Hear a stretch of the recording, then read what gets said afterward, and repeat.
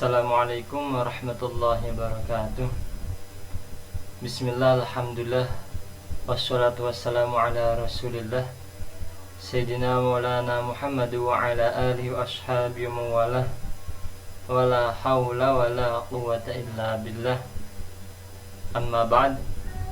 Segenap teman-teman mata kuliah Ma'ani Al-Quran yang kami hormati, sebelum kita memulai perkuliahan hari ini, marilah kita bersama-sama baca Fatihah. Kita optimis, kita husnudzon, Kudus akan segera aman, segera pulih seperti biasa.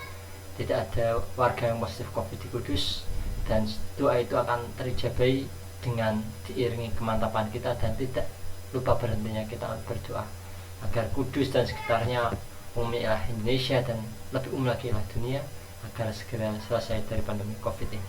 Al-Fatihah.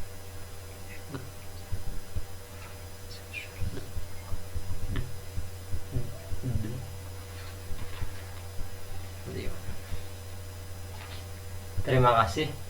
Mata kuliah hari ini yang pertama kita bahas yakni tentang qasar. Kalau membahas tentang qasar, kita mungkin kalau pernah mengaji Jawharul Maknun, kita tentu hafal, atau mungkin ada yang pernah membaca lah, maknai lah. Takhsisu amrin mutlaqan bi amrin huwallazi yad'uhu bil qasri. Qasar atau qasri ialah menentukan sesuatu perkara bagi sesuatu perkara lainnya dengan mutlak. Ada yang mengartikan qasar itu mengkhususkan, ada yang mengartikan qasar nanti ialah penjabarnya, ada yang mengecualikan. Tapi mengecualikan itu nanti berfaedah ialah mengkhususkan pula. Kalau kita belajar qasar, tentunya teman-teman sering mendengar istilah satu kelas ini ialah orangnya pintar semua kecuali satu orang, yakni contohnya si A. Itu ya termasuk suatu contoh qasar. Atau kalau kita ngaji atau kita sholat, pasti kita mengucapkan ini setiap hari minimal 14 kali, 17 kali. Iyyaka na'budu wa iyyaka nasta'in. Iyyaka ini secara tarkib ialah sebagai maf'ul bih. Maf'ul bih itu umumnya ialah terletak di fi'il, fa'il, maf'ul. Daraba zaitun amran. Daraba semoga zaitun sewa zaid, amran amr. Akan tapi iyyaka di sini menjadi awal, diawalkan, ini juga berfaedah takhsis atau qasar. Iyyaka hanya kepadamu lah na'budu nyembah sapa kita, wa iyyaka lan dan kepadamu lah nasta'in nyuntulung sapa kita. Itu contoh qasar. Jadi qasar di sini ialah contohnya di antara seperti itu. Lalu pembagian qasar itu seperti apa, Pak? Ini kami simpelkan, ringkaskan agar teman-teman mungkin lebih mudah paham. Jadi qasar intinya pengkhususan. Tadi di nadamnya juga diterangkan takhsisu amrin mutlaqan bi amrin. Lalu pembagiannya seperti apa, Pak? Yakunu fil mausufi wal awsufi wa huwa haqiqiyyun kama idafi liqalabi aw ta'yin aw ifradin ka'annama tarqabil istidadi. Ini bagian qasar.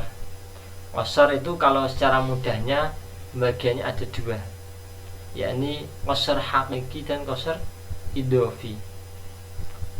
Kalau qasar itu tadi ada yang satu berupa pengkhususan lafaz secara umum, contohnya iyyaka na'budu, hanya kepadamu lah, hanya kepada Allah lah kita menyembah. Tapi ada qasar yang sifatnya ialah membalikan. Tidak ada sekelas ini semua pintar kecuali si dia, atau tidak ada orang di sini yang kurang pintar kecuali si dia, karena dia nggak pernah kuliah sama sekali, nggak pernah masuk sama sekali, hanya bayar registrasi, setelah itu dia ada kabarnya karena secara mata kuliah tidak ikut. Itu secara contoh mudah, kan, tapi di Al-Quran banyak sekali contohnya. Wa ma Muhammadin illa rasul. Lalu yang pertama yakni qasar. Qasar hakiki dan qasar idofi. Qasar hakiki kalau mudahnya ya makna secara aslinya. Qasar idofi itu maknanya tidak secara asli. Jadi kalau kita memahami satu teks itu kita mungkin perlu lihat lafziyahnya atau etimologinya. Jadi qasar hakiki itu secara hakikinya, qasar idhofi itu nanti bisa ada makna lainnya. Qasar hakiki contohnya apa? Yakni kalau kita belajar di Jawharul Maknun itu contohnya ada dua bagian, yakni qasar hakiki ada menentukan mausuf hanya kepada sifat dan juga menentukan sifat kepada mausuf. Contohnya apa? Kalau contoh yang non Al-Quran, ma zaidun illa sya'ir. Kita perlu belajar yakni mausuf. Mausuf itu apa? Mausuf itu yang disifati. Jadi orangnya atau subjeknya. Contohnya ialah ma zaidun illa sya'ir. Zaid itu sebagai mausufnya, dan sifatnya apa Zaid? Sifatnya yakni sya'irun.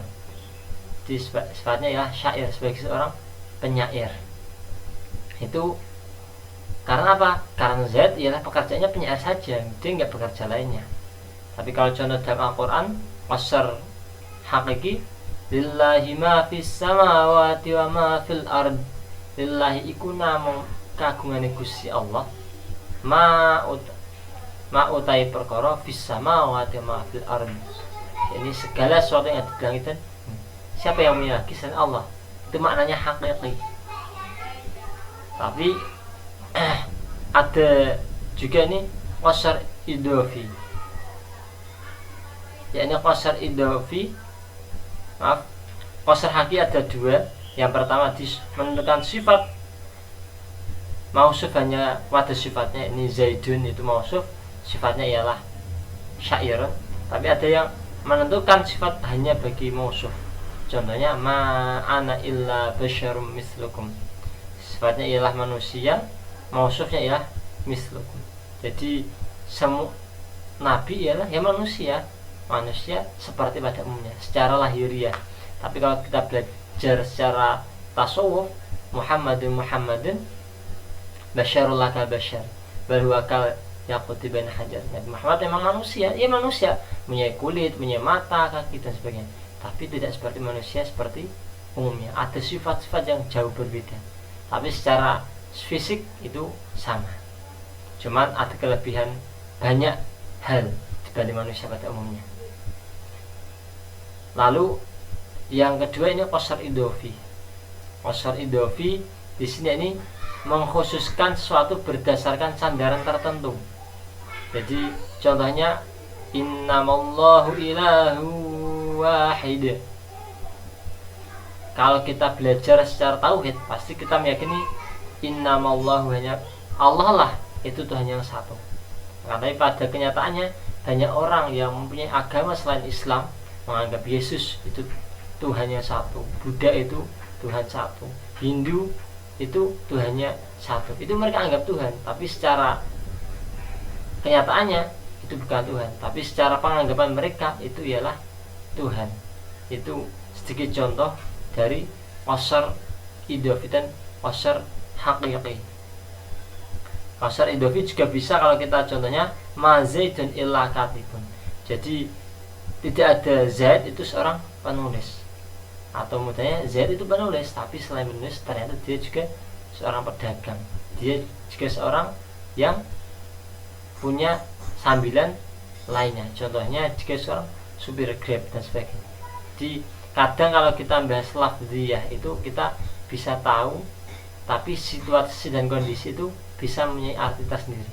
Kalau tidak Al-Quran, kita akan menemukan arti-arti yang bisa berbeda dari situasi dan kondisi. Kalau kita Al-Quran, maka kita perlu memahaminya dari segi tafsirnya, kita lihat dari segi asbabun nuzulnya, ataupun dari segi-segi lainnya. Ini tambahan kami sebagai tambahan saja. Sebetulnya masih banyak yang kami sampaikan, tapi karena ini pertemuan mendekati terakhir bulan Juni ini, kita juga akan UAS. Nanti kita lanjutkan pada pertemuan selanjutnya. Wassalamualaikum warahmatullahi wabarakatuh.